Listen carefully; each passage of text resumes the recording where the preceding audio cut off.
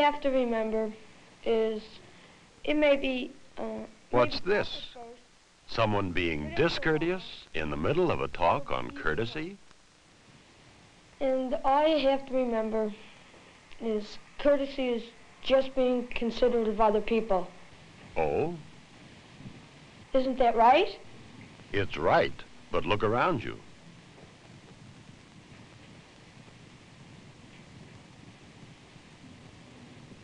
Is it considerate to bore your classmates? I guess not. Wouldn't it be more considerate if you made an extra effort to make your talk interesting to them? To pep it up a little? I guess so. But it sure is hard to be exciting with an audience like that.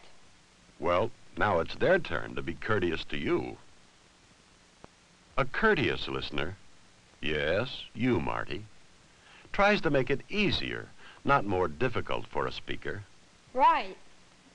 It's hard enough to be up here. I need all the help I can get from you people. That's much better. I suppose what I'm trying to say is courtesy is not just a bunch of rules that have to be followed, but a way of doing things to make it easier and more pleasant for everybody to get along.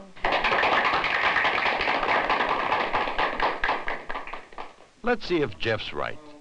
Let's see if that's what courtesy is really all about. Hey, Mike!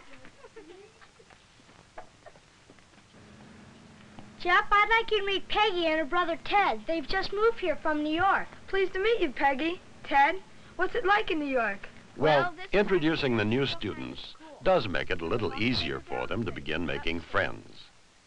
Did you want me for anything special, Jeff? Well, I just wondered if you could come to my house. Sure, after school? No, not today. May 24th, 2 weeks from Saturday. Sure, I guess I can come. Early? About 12 o'clock. Oh, well, should I have lunch at my house, before I come? No, we'll have lunch at my house. Then my dad's taking us to the ball game. Great! Taking all of us? Well, sure. Everybody at the party. Party? You didn't say anything about a party. What party? Birthday party. Mine. Didn't I tell you that? No, you didn't, Jeff. And you could have made it easier for Mike if your invitation had been a little clearer. Gee, I thought I told you. Say, maybe you'd like to come too? Well, Jeff? And perhaps it would make it a little easier for a newcomer to reply to an invitation if he felt he was really wanted. Why don't you try again, Jeff? Sound a little more like you mean it. Be a great chance for you to meet some of my friends, Ted. Gee, Peggy, I'm sorry you can't come, but this party's only for boys. I'd like to come, Jeff. I really would. That's better. But I'll have to check... A courteous invitation makes it easy for everyone to decide if he can or wants to accept.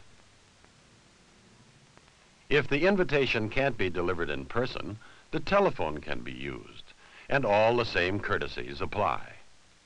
For example, it's nice if the person you're calling answers promptly. But this isn't always possible, so courtesy must go both ways. Give the person you're calling plenty of time to get to the telephone.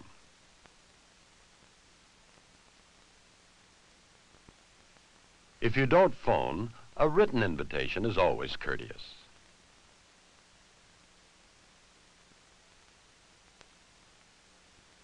But wait a minute, Jeff. Do you think Paul can read that? We can't even begin to get along with one another if we can't understand what each of us means. Speaking and writing clearly make it easier for others to understand us. So writing legibly is one of the simplest of courtesies. And don't forget to check to make sure you've included all the information necessary to make it easy for Paul to decide if he can or if he wants to accept. What it is, when it is, where it is. Does it include a meal? Anything else special?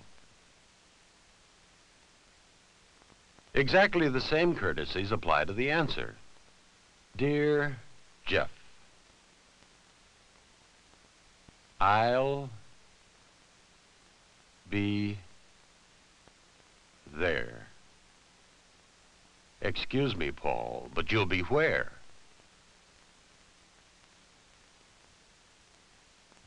At your party. Yes, that's better. But what day and at what time? Now Jeff knows you are talking about the same party, and he also knows you have the date and time right. What he doesn't know yet is how you feel about being invited.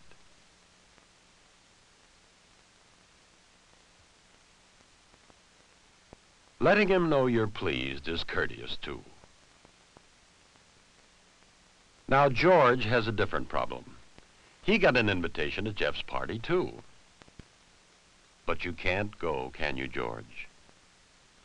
Have something else to do? And you don't know what to say to Jeff? Well, just tell him you're sorry you can't make it. Call him. Courtesy doesn't insist you explain why you can't come, unless you really want to. Gee, George, I'm really sorry you can't make it. See? He understands. Thanks for calling. See you at school tomorrow. Jeff, is that the last of your guests? I haven't heard from Ted yet. Well, now look, Jeff. Unless your father knows how many are coming to the party, Jeff, he doesn't know how many tickets to get for the ball game. Oh, hi, Ted. Prompt replies to invitations make it easier for others to go ahead with their plans. All right, Jeff, here's your party. Can courtesy make it more pleasant?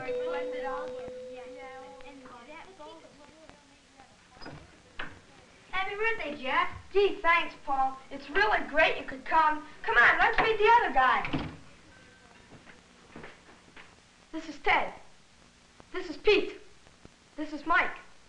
Now, those were wasted introductions. Let's try again, Jeff. Wait a minute. Paul, are you really paying attention, or were you just trying to look interested? Based on the face and name of the person you're being introduced to. Paul, this is Mike. Now, repeat Mike's name to make certain you heard it correctly. Mike, it's nice to meet you. Ted, I'd like you to meet my cousin Paul. Ted just moved here from New York. And he's a model shipbuilder, too. Have you ever... That was another courteous thing, Jeff. By letting your friends know they share a common interest, you've made it easier for them to get to know one another. Paul, I would like you to meet Pete. He's in my class at school. He's making a rigamajig for a science fair. What's it supposed to do, Pete? Cook hot dogs. Did anybody... When it's time to introduce your friends to your dad, you show respect by mentioning his name first. Great. Hi, Dad. I'd like you to meet some of my friends from school. That's Mike. Hi, Mike. Glad to know you. And this is Pete. He's in my room, too. Hello, Pete. I seem to recognize you from the football team. Yes. And this is Ted. Jeff adds just a few extra words to help everyone feel comfortable quickly. Fine. Do you live right around here? Jeff shows respect for his mother, too, by mentioning her name first. Mom, I would like you to meet the boy I told you about from New York. Ted, meet my mother. I hope you brought a big appetite. It's time to eat.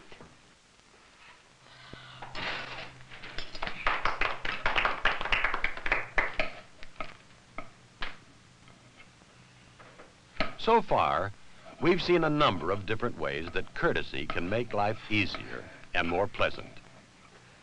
Let's see if there are still other ways.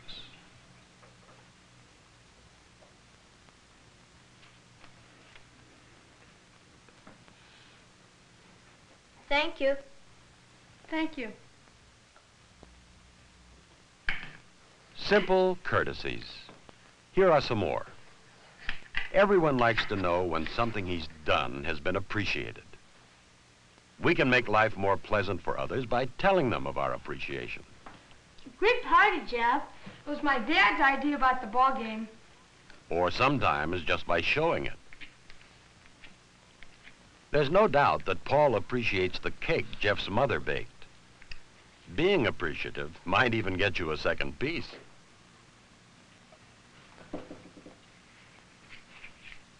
Boy, this is great cake. Boys, it's time to go to the ball game. Now watch a few more ways of being courteous. Jeff's mom didn't ask for help, but it only takes a moment for Jeff's friends to pick up, and it makes it a lot easier for her. I guess Jeff was right. Ordinary, everyday courtesy is a way of doing things and saying things that make it easier and more pleasant for all of us to get along. It's a way of making each day a lot more fun for everybody.